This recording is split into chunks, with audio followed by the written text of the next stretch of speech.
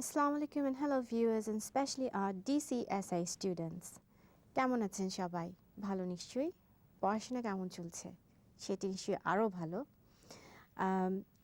সবাইকে আমন্ত্রণ জানাচ্ছি বাংলাদেশ ওপেন ইউনিভার্সিটির school of science and technology এই স্কুলের DCSA প্রোগ্রামের 1304 কোর্সটি হচ্ছে ইংলিশ কোর্স। এর উপরে আজকের আলোচনায় অংশ নেবার জন্য আজকে আমরা ইউনিট 1 যার টাইটেল হচ্ছে দ্য ওয়ার্ড এর 2 থেকে 3টি লেসন নিয়ে আলোচনা করার চেষ্টা করব। লেসন 2 এর টাইটেল হলো Countable and Uncountable Nouns। আমরা সবাই জানি নাউন কি। নাউন হচ্ছে যে কোনো একটি person, place, thing, idea, action or quality এর নাম, যে কোনো জিনিসের নামটি নাউনের মাধ্যমে প্রকাশ হয়ে থাকে। আমরা কিন্তু এটাও জানি যে কিছু কিছু নাউন আমরা কাউন্ট করতে পারি বা গুনতে পারি, আর দেয়ার সার্টেন নাউন্স যেগুলো কিনা আনকাউন্টেবল বা যেগুলোর গণনা করা সম্ভব নয়। ফর এক্সাম্পল, কি মনে হচ্ছে? ও বাই দ্য ওয়ে, আপনার সামনে কাগজের কলম আছে তো, so that you are able to take notes? ঠিক আছে, তাহলে কলম, the pen, you must have got at least one pen, তাই না? তাহলে পেন এটি কাউন্ট করা সম্ভব। একইভাবে আপনি একজন student, so you are a student, সেটিও কাউন্ট করা সম্ভব। বুক, আপনাদের যে কোর্স বইটি রয়েছে, that is one course book, that is a book, কাজে এটিও কাউন্ট করা সম্ভব। These are all countable nouns. Whereas আপনি কি মিল্ক পছন্দ করেন, চা পছন্দ করেন? এখন আমরা কি মিল্ক কাউন্ট করতে পারি? আমার তো মনে হয় না। করতে পারা যেতে পারে, কিভাবে সেটা আমরা একটু পরে দেখব। কিন্তু এই ধরনের অবজেক্ট যেটা কিনা কাউন্টেবল না, 1 2 3 করে কাউন্ট করা যায় না, সেগুলোই হচ্ছে আনকাউন্টেবল নাউন্স। এখন একটু আগে বলেছে যে মিল্ক কাউন্ট করা যেতে পারে, কিভাবে? সেটি হচ্ছে when the uncountable substance is placed in a countable container। কাজে আমি যদি এখন এই যে গ্লাসে পানি রেখেছি, পানিটা কিন্তু uncountable noun, কিন্তু যেই মাত্র I'm putting the water inside the glass, তখনই কিন্তু আমার এটি countable হয়ে যাচ্ছে। It's a glass of water that is here on the table। কাজে এভাবে uncountable nounকে গণনা করা সম্ভব যদি এটি একটি গণনা করার মতো কন্টেইনারে রাখা যায়। তাহলে দেখা যাচ্ছে যে ইটস ভেরি ক্লিয়ার যে কাউন্টেবিলিটি অফ নাউন্স এর উপরে নির্ভর করে নাউনকে দুটো ভাগে ভাগ করা যাচ্ছে। এক হচ্ছে countable, the other one is uncountable. এখন এটা খুব ইম্পর্ট্যান্ট আমাদের জন্য জানা যে কোন নাউনগুলো বা কোন একটি নাউন কি কাউন্টেবল বা আনকাউন্টেবল, এটি জানাটা খুবই জরুরি একটি বিষয়। এখন আমাদের যদি মেইন নাউন সেটি বা if the main noun in the subject group is a singular countable noun, আমি আপনার টেক্সটটাকে পড়ে শোনাচ্ছি, I'm sure আপনার সামনে টেক্সট বইটি রয়েছে। Let me repeat that again. If the main noun is a subject group is a singular countable noun or an uncountable noun, then the verb must be singular. But if the main noun in the subject group is a plural countable noun or a combination of two or more countable or uncountable nouns connected by and, then the verb must be plural. খুব সহজ করে উদাহরণ দেওয়া আছে। The man works very well, এখানে singular countable noun হচ্ছে man। R the food tastes well, এটিও কিন্তু singular uncountable noun। একইভাবে আরও দুটো উদাহরণ এখানে দেওয়া আছে। The boys are studying in the room, plural countable noun, কারণ এখানে boys কিন্তু এটা কাউন্ট করা যাচ্ছে, এবং the book and the pen were the first prize। যদিও দুটো এখানে অবজেক্ট আছে, বুক এবং পেন, কিন্তু এটা is a combination of plural, সেই কারণে combination of plural and countable nouns, সেই কারণে এখানে were ব্যবহার করা হয়েছে, প্লুরাল ফর্ম ব্যবহার করা হয়েছে। একইভাবে milk and tea were served on the table, combination of plural uncountable nouns, milk and tea uncountable nouns, but it's a combination of plural, therefore এখানে ব্যবহার করা হয়েছে were। So is it clear now to you? যাই হোক এরপরে বলতে হয় যে it's quite difficult sometimes to decide exactly সাবজেক্টটা কি এবং যদি সাবজেক্ট এবং ভার্ব সেপারেট হয় তাহলে কিভাবে আমরা ডিসাইড করব যেটা কাউন্টেবল বা আনকাউন্টেবল। আপনার বইয়ে বেশ কিছু খুব সুন্দর করে কিছু এক্সপ্লেনেশন দেওয়া আছে যেটা আপনাকে সাবজেক্ট ভার্ব এগ্রিমেন্টকে এনশিওর করবে বা আপনি আপনাকে হেল্প করবে how to ensure it. If you turn on the page তাহলে দেখা যাচ্ছে if you're following me, the subject and verb in the sentence are often separated by a prepositional phrase have no effect on the verb. যদি subject এবং verb এটা prepositional phrase দিয়ে separate করা হয় তাহলে এটা ভার্বের উপরে কোনো ইফেক্ট রাখে না। So subject plus prepositional phrase plus verb. এক্সাম্পলটি লক্ষ্য করুন। The study of languages is very interesting. সেই ক্ষেত্রে সিঙ্গুলার সাবজেক্ট এবং সিঙ্গুলার ভার্ব এখানে ব্যবহার করা হয়েছে। আরেকটি ভাবে এই যে আমরা একটু আগে বলেছি সাবজেক্ট ভার্ব এগ্রিমেন্ট, সেটি আরেকটি উদাহরণ এখানে রয়েছে। The subject starting with any, no, some, every with a singular noun are always followed by a singular verb. তাহলে দেখা যাচ্ছে any, no, some, very এগুলোর সাথে সিঙ্গুলার নাউন যদি থাকে সেটা সবসময় একটি সিঙ্গুলার ভার্ব দিয়ে এটা প্রকাশ করা হবে। যেমন anybody, anyone, anything, nobody, no one, nothing। আরও কিছু উদাহরণ আপনার বইয়ে দেওয়া আছে এবং আমরা এক্সাম্পলের দিকে যদি তাকাই তাহলে দেখা যাচ্ছে each student has to submit a project, nobody was absent at the meeting। সেক্ষেত্রে nobody সিঙ্গুলার, একইভাবে আমরা দেখতে পাচ্ছি যে সিঙ্গুলার ভার্ব হচ্ছে was। আরেকটি নিয়ম এখানে আছে সেটি হলো none, no এই দুটি শব্দ they can take either a singular or a plural verb depending on the noun which follows it। তাহলে none এবং no এই দুটো শব্দ যদি থাকে এটা সিঙ্গুলার হোক বা প্লুরাল হোক এটা ডিপেন্ড করবে যে নাউনটি একে ফলো করবে তার উপরে। এটিরও খুব সুন্দর একটি উদাহরণ দেওয়া আছে আপনার বইতে। Let's have a look at that. None of the lost money was found. None of the lost money was found. এখানে was ব্যবহার করা হয়েছে। No example was given in the text. এখানেও আবার no example এর সাথে was singular verb ব্যবহার করা হয়েছে যেহেতু টেক্সট একটি সিঙ্গুলার ফর্ম। এখানে আরেকটি নিয়ম হচ্ছে when either and neither are followed by or and nor, the verb agrees with the noun closer to it. সেখানে আপনি এক্সাম্পলটিকে লক্ষ্য করুন। either Zakir or Tipu is going to type it। যদিও এখানে জাকির এবং টিপু আমরা দুজন মানুষের কথা এখানে উল্লেখ করা হয়েছে, দুজন ব্যক্তির কথা উল্লেখ করা হয়েছে, কিন্তু যেহেতু either শব্দটি ব্যবহার করে এটা সেপারেট করে দেওয়া হচ্ছে এবং সিঙ্গুলার হিসেবে ডিল করা হচ্ছে, সেই জন্য কিন্তু is ভার্বের সিঙ্গুলার ফর্মটি এখানে ব্যবহার করা হচ্ছে। এবার আমরা আরেকটি নিয়মের দিকে লক্ষ্য করি। Although some collective nouns indicate a number of people or animals, they are usually singular. যেমন parliament, organization, government, family, team, jury। এই সব শব্দগুলি কিন্তু কালেকটিভ নাউন, তাই না? ফ্যামিলি বলতে আমরা বাবা মা ভাই বোন নানা নানি সবাইকে নিয়ে একটি ফ্যামিলি হয়। একইভাবে টিম ওয়ার্ক যখন বলি তখন একটি টিমে কত কিছু থাকে। আমরা এই যে প্রোগ্রামটা প্রডিউস করছি এখানে আমি আছি, প্রডিউসার আছেন, ক্যামেরাম্যান আছেন, তাহলে সবাই মিলে এটি একটি team work, that is team. Organisation, Bangladesh Open University এটি একটি organisation.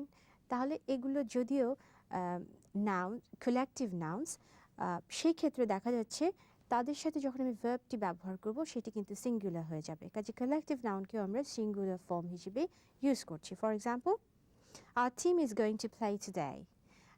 Our team is going to record the program today.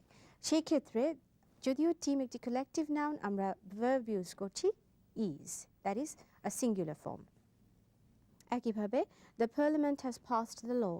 পার্লামেন্টে তো অনেক পার্লামেন্টারিয়ান থাকেন, কিন্তু আমরা এটাকে সিঙ্গুলার ফর্ম নিয়ে বলছি parliament has হচ্ছে সিঙ্গুলার ভার্ব। এবং এখানে আরেকটি জিনিস মনে রাখা দরকার যে কিছু নাউন্স আছে যেগুলো কিনা প্লুরাল হিসেবে কনসিডার্ড হয় এবং এরা প্লুরাল ভার্বের সাথে এগ্রিমেন্টে যায়। For example, these scissors are dull and his jeans have been torn. এখানে যেহেতু সিজার্স এবং জিন্স এই শব্দগুলোকে প্লুরাল ফর্মে ব্যবহার করা হয়েছে, সেক্ষেত্রে আমাদের ভার্বগুলো কিন্তু প্লুরাল। সিজার্সের সাথে গিয়েছে আর এবং জিন্সের সাথে হ্যাভ। তাহলে আমরা এখানে কাউন্টেবল এবং আনকাউন্টেবল নাউন্স কিভাবে কখন ব্যবহার হয় সেটি দেখেছি। Now let's move on to lesson 3. The title of lesson 3 is verb. এখানে verb patterns এবং infinitives এই সম্পর্কে আলোচনা করা হয়েছে। Verb is the most important word in a sentence. একটি verb কি করে? সে একটি অ্যাকশন অথবা একটি স্টেট অফ বিইংকে এক্সপ্রেস করে। A verb is a word that tells or asserts something about a person or a thing. Verb কি কি আমাদেরকে বলে? What a person or thing does. Example দেওয়া আছে, Hannah teaches. What is done to a person or thing? The door is broken. What a person or thing is, or the state of being of that person or thing. The dog is dead. ভার্বের অবশ্যই কিছু pattern রয়েছে এবং in fact আপনার text বইটিতে there are about 13 patterns given. আমরা প্রথম 3টি প্যাটার্নের দিকে দেখব। প্যাটার্ন 1 যেখানে কিনা দেখানো হচ্ছে সাবজেক্ট প্লাস ভার্ব, কাজে একটি সাবজেক্ট এবং ভার্ব দিয়ে একটি সেন্টেন্স তৈরি করা হচ্ছে। উদাহরণগুলো দেখুন। Birds fly, the baby is crying, the sun rises. এক্ষেত্রে আমাদের সাবজেক্ট বার্ডস, ভার্ব হচ্ছে ফ্লাই, শুধু সাবজেক্টের সাথে একটি ভার্বকে যোগ দিয়ে একটি সেন্টেন্স তৈরি করা হয়েছে। Pattern 2, subject plus verb plus subject complement. এক্ষেত্রে সাবজেক্ট রয়েছে, তার সাথে একটি ভার্ব যোগ দেওয়া হচ্ছে এবং ফাইনালি সাবজেক্টের একটি কমপ্লিমেন্টও রয়েছে। For example, this is a pen, his brother became a doctor. এক্ষেত্রে আমাদের সাবজেক্ট দিস, ভার্ব হচ্ছে ইজ, আ পেন, এটা সাবজেক্টের একটি কমপ্লিমেন্ট। একইভাবে হিজ ব্রাদার, এটি আমাদের সাবজেক্ট, এই সেন্টেন্সটিতে আমাদের সাবজেক্ট, বিকেম ভার্ব এবং a doctor, this is the complement to the subject. Pattern 3, এখানে উদাহরণ দেওয়া হচ্ছে subject plus verb plus direct object, এই তিনটিকে যোগ দিয়ে ভার্ব প্যাটার্ন তৈরি করা হচ্ছে। For example, we should help the poor, এটি একটি সেন্টেন্স। একই সাথে the boy has lost his pen, subject প্রথম সেন্টেন্সটিতে we, ভার্ব should help এবং ডাইরেক্ট অবজেক্ট এখানে the poor, কাকে হেল্প করতে হবে। একইভাবে the boy subject has lost, হারিয়েছে, কি হারিয়েছে? his pen, that is the direct object. যেহেতু আমাদের আরও 10টি প্যাটার্ন রয়ে গিয়েছে, আমার মনে হয় যে you can actually try to go through all those, quite straightforward. প্রতিটি প্যাটার্নের সাথে সাথে খুব সুন্দর করে এক্সাম্পলস দেওয়া রয়েছে। সো আমার মনে হয় যে আমরা ডিটেইলে যাচ্ছি না, you take a look yourselves please. আমরা আরেকটি বিষয় এখানে পড়তে যাচ্ছি বা শিখতে যাচ্ছি, সেটা হচ্ছে ইনফিনিটিভস। দুটো সেন্টেন্স দেওয়া আছে শুরুতে, they always find fault with me, এবং সেন্টেন্স 2 হচ্ছে they always try to find fault with me.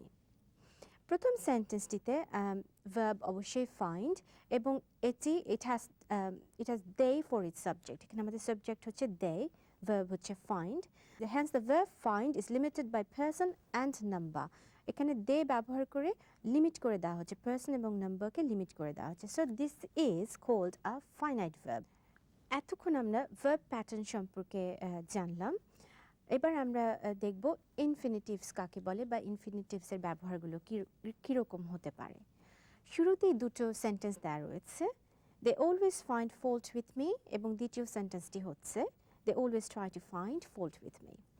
এই ক্ষেত্রে অবশ্যই আমাদের প্রথম সেন্টেন্সটিতে ভার্ব হচ্ছে ফাইন্ড এবং সাবজেক্ট হচ্ছে দে। সাবজেক্ট দে দেওয়ার ফলে এই ভার্বটিকে কিন্তু পারসন এবং নাম্বার দিয়ে লিমিটেড করে ফেলা হয়েছে এবং এই ধরনের ভার্বকেই বলা হচ্ছে finite verb. R sentence to যদি আমরা লক্ষ্য করি তাহলে দেখতে পাবো টু ফাইন্ড এটি কিন্তু একটি অ্যাকশন ডিনোট করছে বাই দ্য ভার্ব ফাইন্ড এবং this is used without mentioning any subject they always try to find fault with me হ্যাঁ আমি সাবজেক্ট নেই এই ভার্বটি এটার যে অবজেক্ট রয়েছে সেটি কিন্তু লিমিটেড না এটি পারসন বা নাম্বার দিয়ে লিমিটেড না এই কারণে এই ভার্বটিকে বলা হচ্ছে ইনফাইনাইট ভার্ব বা ইনফিনিটিভ তাহলে আমরা দু ধরনের ভার্ব পেলাম ফাইনাইট ভার্ব এবং ইনফাইনাইট ভার্ব এর স্ট্রাকচার হবে লক্ষ্য করুন এটিও আপনার টেক্সটে দেওয়া আছে subject plus finite verb plus to plus verb infinite plus object slash other extensions আমরা এক্সাম্পলগুলো এখানে লক্ষ্য করি the first sentence is birds love to sing the second one is he refused to obey the orders and the third one is to respect our parents is our duty in sentence 1 the infinitive like noun is the object of the verb love in sentence 2 the infinitive like noun is the object of the verb obey and in the third sentence the infinitive like noun is the subject of the verb is but like a verb it also takes an object তাহলে আমরা যে একটু আগে যে স্ট্রাকচারটির কথা উল্লেখ করেছি এই তিনটি সেন্টেন্সে কিন্তু সেটি খুব সুন্দরভাবে বুঝিয়ে দেওয়া হয়েছে এখন এই যে শব্দটি টু এটি সাধারণত ইনফিনিটিভের সাথে খুব বেশি ব্যবহার করা হয়েছে but we have to remember that it's not an essential point or sign of it ঠিক আছে কাজেই কিছু কিছু ভার্ব আছে যেমন bid let make see hear এই শব্দগুলো বা ভার্বের সাথে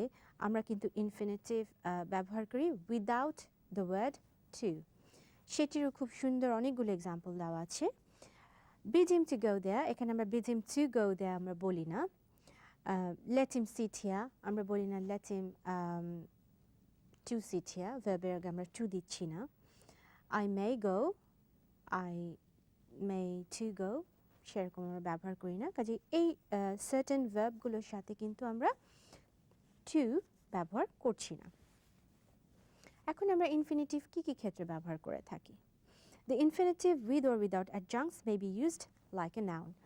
Adjunct ছাড়া অথবা adjunct সহ infinitive একটি নাউনের মতো করে ব্যবহার করা যেতে পারে as the subject of a verb এখানে এক্সাম্পল দেওয়া আছে to reign is worth ambition এবং as the object of a transitive verb এই দুইভাবে হচ্ছে he likes to play football C as the complement of a verb ভার্বের complement হিসেবে ব্যবহার করা যায় এক্সাম্পল রয়েছে her greatest pleasure is to sing এবং D as the object of a preposition এখানে এক্সাম্পলটি হচ্ছে the speaker is about to begin তাহলে দেখা যাচ্ছে চারভাবে একটি ইনফিনিটিভকে যখন তার কোনো adjunct থাকছে বা থাকছে না এই অবস্থায় নাউনের মতো করে ব্যবহার করা যায় একইভাবে ইনফিনিটিভ আরও ব্যবহার হয় to qualify a verb usually to express purpose Example, he called to see my brother.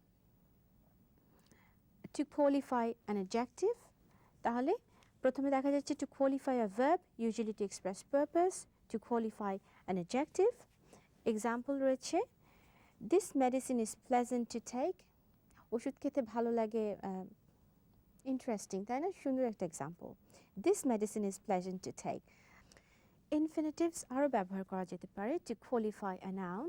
Example, this is not the time to play and to qualify a sentence এটির একটি সুন্দর এক্সাম্পল রয়েছে to tell the truth I quite forget my promise ভুলে যাই promise রাখতে কিন্তু এটা সত্যি হিসেবে মেনে নেওয়া হচ্ছে তাহলে আমরা এতক্ষণ দেখলাম ভার্ব প্যাটার্নস কী হতে পারে এবং ইনফিনিটিভসগুলো কিভাবে ব্যবহার করা যায় on to lesson 4 now Unit 1 lesson 4 এর টাইটেল হচ্ছে prepositions and determiners আমরা আসেন প্রথমে prepositionগুলো দেখি দুটো সেন্টেন্স পড়ছি আপনাদের জন্য আপনাদের টেক্সটে দেওয়া আছে টেক্সট বুকে দেওয়া আছে he is fond of coffee and the cat jumped off the chair এখানে in the first sentence the word of shows the relation between the attribute expressed by the adjective fond and coffee এবং sentence দ্বিতীয় সেন্টেন্সটিতে the word of used it shows the relation between the action expressed by the verb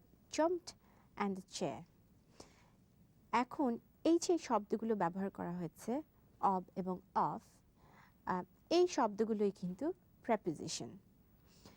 Definition যদি আমরা বলতে চাই preposition-এর তাহলে এভাবে বলা যায় a preposition is a word placed before a noun or a pronoun to show in what relation the person or thing denoted by it stands in regard to something else. Quite simple, তাই না? এখন স্বভাবতই দ্বিতীয় প্রশ্নটি আসে preposition কত প্রকার, কত ধরনের preposition থাকতে পারে সেটিও খুব সুন্দর করে এখানে দেওয়া আছে. Let's go through it together. Prepositions may be arranged in quite a few classes. Simple prepositions তার কিছু উদাহরণ দেওয়া রয়েছে যেমন at, by, for, from, in, of, of এর উদাহরণ আমরা একটু আগেই দেখেছি. Compound prepositions which are generally formed by prefixing a preposition usually to a noun, an adjective or an adverb. এগুলোর example হচ্ছে about, above, across, along, between, beyond, etc. আরেক ধরনের preposition রয়েছে যাকে আমরা বলে থাকি phrase prepositions. Phrase বললেই তো একটি group of words এর কথা মনে হয়, তাই না? তাহলে এক্ষেত্রে কিছু example দেওয়া যেতে পারে যেমন according to, along with, because of, by means of, by way of, by reason of ইত্যাদি. এগুলো একটি phrasal prepositionকে প্রকাশ করছে. এরপরে আবার মনে হতে পারে যে preposition কখন কখন ইউজ করা হয়, কখন দরকার হয়, কখন আমরা ব্যবহার করি. বেশ কিছু সুন্দর উদাহরণ দেওয়া হয়েছে, ক্লাসিফাই করা হয়েছে আপনার text বুকটিতে. A preposition is usually placed before its object, but sometimes it follows it. Preposition সাধারণত অবজেক্টের আগে বসে, আবার অনেক সময় কিছু কিছু ক্ষেত্রে এটি তার পরেও বসতে পারে. For example, here is the watch that you asked for. কিছু prepositions রয়েছে যেগুলো কিনা for example for, from, in, on, a এগুলো noun, place or time indicate করে এরকম noun-এর আগে অনেক সময় omit করা হয়, বাদ দেওয়া হয়. For example, we did it last week, we cannot walk a yard, wait a minute. এগুলো এই ধরনের preposition-এর উদাহরণ. তারপরে sometimes a preposition is wrongly inserted. অনেক সময় ভুল করে preposition বসিয়ে ফেলি. তার example দেওয়া রয়েছে his success was given much prominence to in the local newspapers. এখানে to এই prepositionটি কিন্তু প্রয়োজন নেই. অনেক সময় আমরা এই ধরনের ভুল করে থাকি. Dear viewer, এতক্ষণ আমরা prepositions নিয়ে কথা বলেছি. এবার আসুন আমরা determiners বা determiners দিকে একটু দেখি. কয়েকটি খুব সুন্দর example দেওয়া রয়েছে. A boy, an umbrella, the Holy Quran, these are mangoes, my pen, your book. সেন্টেন্সের শুরুতে যে শব্দগুলো রয়েছে and the, these, my, your এই শব্দগুলোর প্রতিটি পরে কিন্তু নাউন রয়েছে. আর এই যে নাউনটিকে ইন্ডিকেট করেছে যে the noun is coming in the sentence, এই কারণেই যে শব্দগুলো আমি উল্লেখ করেছি এগুলো হচ্ছে determiners. তাহলে আমরা যদি ডেফিনিশন দিতে চাই তাহলে বলতে পারি a determiner signals that a noun is coming after it. কাজে ডিটারমাইনারটি বলবে যে এরপরে একটি নাউন আমরা আশা করছি একটি নাউন আসছে.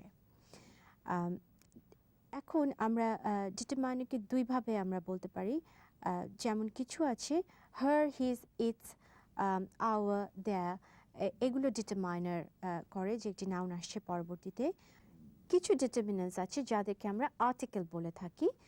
For example a, an, the এগুলো আর্টিকেল আমরা জানি পার্টস অফ স্পিচের দিক থেকে, কিন্তু এগুলো ডিটারমিনারও. আর কিছু আছে যেগুলো কিনা প্রোনাউন, যেমন this, that, those, her, his ইত্যাদি. Dear viewer and of course our dear learners, আমরা আজকে ইউনিট 1 the words এ থেকে লেসন 2, 3 এবং 4 এই লেসনগুলো কভার করার চেষ্টা করেছি. আশা করছি এর বিষয়বস্তুগুলো আপনাদের কাছে সহজ হয়ে উঠেছে. এরপরেও যদি কোনো রকমের সমস্যা থাকে you are most welcome to contact us. আমরা সবসময় আপনাদের জন্য রয়েছি. কোনো রকম সমস্যা হলে প্লিজ ডোন্ট হেজিটেট. ঠিক আছে? আপনারা ভালো থাকুন, সুন্দর থাকুন এবং আপনাদের পড়াশোনা খুব সুন্দরভাবে হোক এই আশা করছি এবং আজকের মতো অনুষ্ঠান এখানেই শেষ করছি। ভালো থাকুন। আল্লাহ হাফেজ।